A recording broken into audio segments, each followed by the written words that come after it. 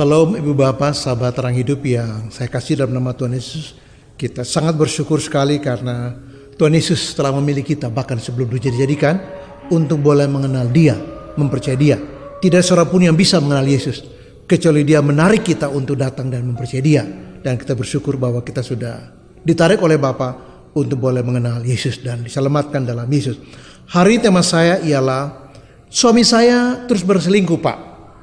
Ya, setengah dari usia pernikahan kami lebih habis dengan kasus yang sama. Apakah saya harus bertahan, Pak? Atau melepaskan? Saya baca 2 ayat dari Lukas 18 ayat 2 dan 3. Saya baca buat kita. Katanya, dalam sebuah kota ada seorang hakim yang tidak takut akan Allah dan tidak menghormati seorang pun. Dan di kota itu ada seorang janda yang selalu datang kepada hakim itu dan berkata, belalah aku terhadap lawanku. Nah, ini peristiwa yang saya katakan berat. Ya, barangkali kita tiap hari menangis karena menyesali kenapa saya menikah dengan dia. Atau kita tiap hari menyesal kenapa ini bisa terjadi.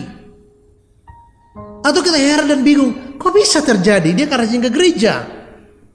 Ini bagaimana bisa terjadi? Dia bahkan seringkali bersaksi kemana-mana dan melayani firman Tuhan. Kok bisa begitu? Setengah dari usia pernikahan kami habis dengan pengalaman perselingkuhan suami saya. Mungkin ada kemarahan yang begitu hebat, rasa frustasi, marah, kecewa berat atas situasi yang terjadi pada pernikahan kita. Bahkan kita bertanya, kok gak sadar-sadar dia Pak Tony? Berkali-kali dia di konseling, berkali-kali dilayani, berkali-kali ada acara-acara pemutusan secara ritual begitu. Tapi gak kapok-kapok juga. Dalam situasi itu hati-hati. Godaan kita untuk stres kuat sekali dan depresi. Tetapi godaan untuk berpikir begini, udahlah. Gak ada godanya saya bertahan. Buang-buang waktu kalau saya bertahan dengan pria yang buruk seperti ini. Saya menyesali menikah dengan dia. Atau kayaknya saya salah memilih dia. Dulu kalau saya tahu begini, saya tidak bakal untuk menikah dengan pria seperti ini. Pria brengsek.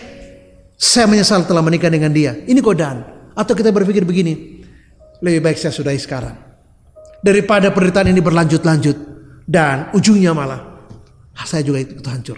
Nah, dalam situasi itu saya mengerti betapa beratnya beban yang dipikul oleh istri. Mengapa? Karena dikatakan bahwa separuh lebih dari pernikahan kami. Saya tidak tahu. Kalau pernikahan itu misalnya 15 tahun, setengahnya ya 7 tahun, ya mungkin 9 tahun. Habis dengan pengalaman yang ini, yang itu, yaitu juga. Itu apa? Yaitu selingkuh dan selingkuh. Dan saya sudah tidak tahan, Pak. Apakah lebih baik kita sudahi perjalanan ini, Pak? Karena ini berat sekali buat saya. Dan saya mengerti bahwa ini situasi yang berat dan sangat menyakitkan. Hal yang kedua adalah mari kita berdoa untuk diri kita supaya kita kuat. Kalau kita nggak kuat, ya kita mungkin berpikir ya inilah saatnya untuk divorce. Ini saatnya untuk pergi meninggalkan dia. Ini saatnya untuk pecat sebagai suami. Tapi kan Yesus, Alkitab tidak merekomendasi kita untuk divorce sebagai solusi atas masalah pernikahan kita. Maka berdoalah kepada Tuhan supaya kita kuat menghadapi ini. Tapi berdoa juga buat dia. Tapi Pak Tony dia udah melayani. Bukan ukurannya. Tapi dia udah bersaksi kemana-mana. Bukan ukurannya. Tapi dia udah bawa firman Tuhan. Bukan ukurannya. Ya. Jadi ya berdoa supaya dia bertobat. Dia sudah bertobat, Pak? Enggak, kayaknya enggak. Orang bertobat pada Yesus itu meninggalkan kehidupannya. Kehidupan lamanya. Orang yang bertobat pada Yesus itu ada perubahan dalam hidupnya. Orang yang bertobat pada Yesus ada buah. Kalau kita mengatakan iman, ya Alkitab katakan iman penting. Tapi perbuatan sebagai buah dari iman itu juga penting. Nah, kitab Yakobus bicara tentang keseimbangan antara iman dan perbuatan. Jangan kita bilang iman, yang penting iman kan, yang penting iman. Terus perbuatan gak penting. Yang satu mengatakan perbuatan, terus iman gak penting. Iman dan perbuatan tidak bisa dipisahkan. Kalau kita lihat bahwa saya beriman kepada Tuhan, maka saya harus buktikan buah dari iman saya, yaitu perbuatan yang baik. Jadi perbuatan yang baik itu tidak bisa dipisahkan dari iman yang baik atau yang sejati. Iman yang sejati itu memberi dampak pada buah kehidupan kita. Dan kitab Yakobus mengatakan bahwa iman tanpa perbuatan adalah iman yang mati. Dan iman yang seperti itu bukan iman. Iman yang benar iman adalah iman yang mengeluarkan buah-buah dari iman itu sendiri, yaitu perbuatan yang baik. Nah, bisa jadi kita berdoa karena dia terikat. Ya, dia sudah percaya bisa jadi. Tapi kita berdoa jangan-jangan dia terikat pada kehidupan yang seperti ini. Nah, ini harus dilepaskan. Tapi bukan sekedar ritual. Dia harus betul-betul bertobat. Dia harus betul-betul dilayani.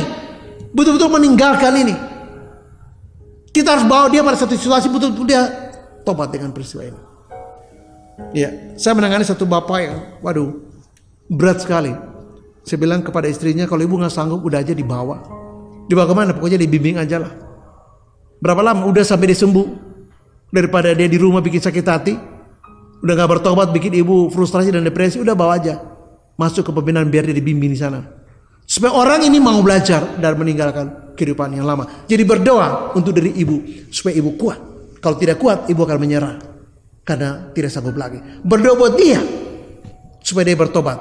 Tetapi bukan cuma bertobat saja, sungguh-sungguh beriman, tapi iman yang ada perbuatan. Dan kalau kita lihat sini nggak nyambung. Katanya beriman, tapi perbuatannya paradoks dengan imannya. Dia beriman, tapi perbuatannya sebaliknya dari imannya. Jadi iman dan perbuatan tidak boleh bertentangan, apalagi sangat aneh. Imannya harus ditopang oleh buah-buah pertobatan. Dan yang berikut kita berdoa, siapa tahu dia ada keterikatan pada roh persinahan supaya dia bisa meninggalkan kehidupan yang seperti itu.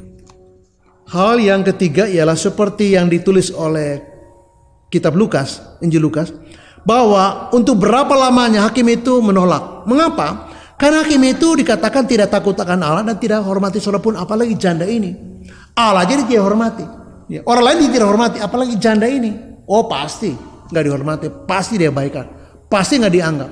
Tapi janda ini terus saja datang, terus saja datang, terus saja datang. Akhirnya dia berpikir, aduh kalau saya nggak benarkan dia, lama-lama saya bisa susah. Akhirnya dibenarkan. Nah, itu jadi peristiwa yang menarik buat teks ini untuk mengajar kepada para murid supaya mereka jangan jemu-jemu berdoa. Nah, apa yang saya katakan di sini bukan soal doa, tapi marilah maafkan dia. Kita berdoa supaya kita punya hati untuk memaafkan dia, supaya kita jangan terus terluka. Tapi kita juga berdoa supaya kita berjuang dengan tidak mengenal lelah. Jangan jemu berjuang. Jangan jemu berharap. Jangan jemu meminta kepada Tuhan untuk jamah hati suami saya, untuk pulihkan hatinya, untuk jamah hidupnya, untuk pulihkan hidupnya, supaya dia betul-betul bertobat dan betul-betul punya buah kehidupan. Nah, untuk itu kita tidak boleh berhenti. Alkitab oleh Alkitab ini, oleh teks ini adalah janda itu punya fighting spirit luar biasa. Dia tidak menyerah. Dia tidak kemudian mengeluh. Oh ditolak, nggak dianggap. Hakim itu ketus, hakim itu nggak peduli, hakim itu cuek dengan dia dan selalu begitu. Cuek lagi, nggak peduli lagi dan nggak anggap. You siapa sih? Tuhan aja dia nggak hormati. Orang lain dia nggak hormati, apalagi kamu. Tapi lihat tekad janda ini, lihat fighting spiritnya, lihat kesungguhannya, lihat perjuangannya. Dan akhirnya hakim yang lalim itu, yang tidak takut akan Allah dan tidak menghormati seorang pun, pada akhirnya mengabulkan permintaan dia. Dan itu dikatakan di bawah bahwa Allah bertindak tidak seperti hakim itu. Tidakkah Allah benarkan orang yang siang malam berseru kepadanya? Apakah Allah biarkan kita untuk berseru siang malam? Enggak. Karena dikatakan ia akan segera membenarkan mereka. Tapi jika anak manusia datang, adakah ia menjumpai iman di bumi? Jadi Allah akan menjamin bahwa dia pasti membela kita. Asal kita on the track. Asal kita beres dengan dia. Tapi kalau kita berdoa sambil marah, kita berjuang sambil mengutuk, kita berjuang sambil menfitnah, kita berjuang sambil mengancam, kita berjuang sampai kata-kata kotor, hujat dan bla bla bla, nggak cocok. Mari kita berjuang tapi on the track. Dan Allah berjanji bahwa dia tidak seperti hakim lalim itu. Dia akan segera membenarkan mereka. Tapi apakah ada iman di bumi? Maksudnya apa? Maksudnya ada orang-orang yang ketika ada punya masalah, nah imannya bicara di situ. Dia berjuang karena dia beriman. Dia berjuang karena dia percaya bahwa Tuhan akan membela dia. Dia berjuang karena dia tahu bahwa Tuhan pada akhirnya berkuasa untuk menjamah hati suaminya. Sehingga ketika dia punya pengalaman seperti ini, saya katakan maafkanlah suamimu. Berat, ini bukan cuma berat, mustahil. Bagaimana orang sudah terluka Pak Tony, suruh maafkan. Saya lihat aja saya jijik. Saya lihat aja jengkel. Dia gak ngomong aja saya ingin tipukin kepalanya. Nah sekarang Pak Tony suruh maafkan. Bukan saya yang suruh bu. Saya siapa suruh ibu maafkan. Tapi ini Alkitab katakan kita maafkan dia. Dan kita berdoa supaya kita kuat dalam perjuangan untuk memenangkan suami kita. Dan Alkitab katakan Tuhan berkuasa untuk memulihkan dia. Tetapi perjuangan kita adalah harus seperti janda yang ditulis di teks Lukas 18 ayat 1 sampai 8. Hal yang keempat, saya baca satu ayat dari 1 Korintus 19 ayat 58 firman Tuhan. Karena itu saudara-saudaraku yang kekasih, berdiri teguh dan janganlah goyah, dan kita selalu pekerjaan Tuhan, sebab kamu tahu bahwa dalam persetujuanmu dengan Tuhan jeripayamu tidak akan sia-sia. Nah, ini nasihat Paulus kepada jemaat di Korintus. Nah, ini nasihat saya juga buat kasus ini, buat ibu yang sedang berjuang bagi pemulihan suaminya. Jadi haruskah saya bertahan? Saya katakan ada pengharapan dalam Yesus. Bertahanlah. Haruskah saya mempertahankan pernikahan ini? Itu janji kita waktu menikah dulu kan. Suka dan duka, kecuali kematian memisahkan. Itu komitmen kita. Jadi haruskah saya lepaskan dia? Bertahanlah. Karena Alkitab katakan di teks ini bahwa jeripayamu dalam Tuhan.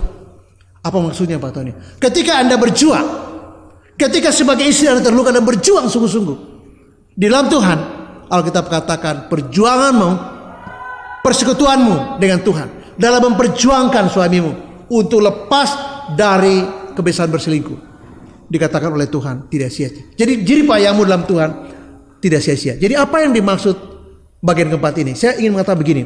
Kita mungkin berjuang dengan cara dunia, terlihat bagus dan rasional, kelihatan relevan dan menjanjikan. Tapi saya ingin mengatakan begini, hanya Yesus yang menjamin bahwa masalah kita akan beres. Mengapa? Karena dia membantu kita untuk membereskan masalah kita. Karena dia berkuasa membantu kita untuk mengubah kehidupan suami kita dengan kelakuannya yang seperti itu. Kita nggak bisa, manusia tidak bisa, siapapun tidak bisa. Siapa yang mengubah diri kita? Siapa yang bisa mengubah suami kita? Kalau kita kasih tahu dia nggak dengar, kita bisa apa? Tetapi ketika Tuhan menjamah dia, ini justru pengharapan kita. Dia bisa pulih.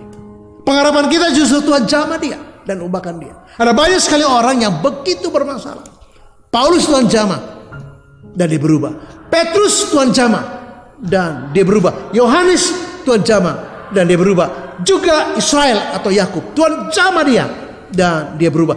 Tidak ada yang mustahil bagi Tuhan. Kita katakan jeripayamu dalam Tuhan.